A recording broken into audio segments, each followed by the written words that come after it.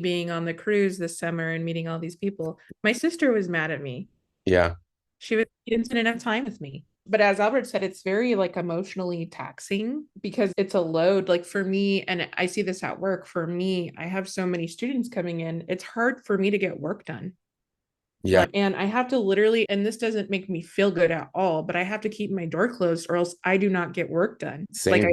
Like I will just have student after student after colleague, which is so exciting because I love my students and I love my colleagues, but I have to I have to be very intentional about the boundaries because if not, I'll have students come and just like Albert was saying, they'll share really deep things with me, really deep things with me. And I'm honored that they do.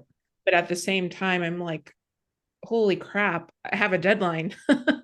I'm going up for early tenure and there are all these things due and Yeah. doing a full teaching load. And I'm president of a nonprofit right now. And so I feel like sometimes the shadow sides of this isn't necessarily any criticism I get, but just the busyness it adds to my life. Hmm. There feels like less time for myself.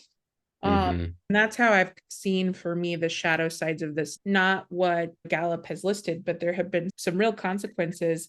I think the biggest one for me was like my sister getting mad at me. Really wanted to spend time with you, and you were out and talking to everyone, and I didn't even see you. And so I really hurt her feelings, and that Yeah. made me feel very bad. Couple of things. One, I'm curious to what your sister's strengths are, because if she happens to have Relator, let's say, in her top five, which is down with my closest family, my sister, and then you're woo, like those can clash, particularly if you're on a cruise. And boundaries. I think boundaries is a conversation to talk about with all 34 of these strengths. I think woo in particular is one. Empathy, we could talk about all achiever. And actually, I wanted to mention your achiever with your woo has you probably do more woo than the average person, right? Has you do more than everything of the average person, right?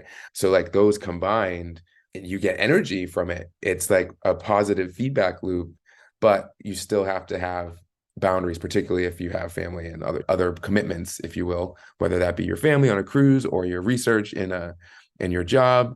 And that's why we need coaching and colleagues that can understand our strengths and see our shadow sides coming up maybe before sometimes we can, to give us so, hey, why don't you go over here in the quiet room and work while I talk to the student or whatever it is. But we need help with that. All of us do. That's why I'm thankful to have a community of people who understand the strengths and we can help each other.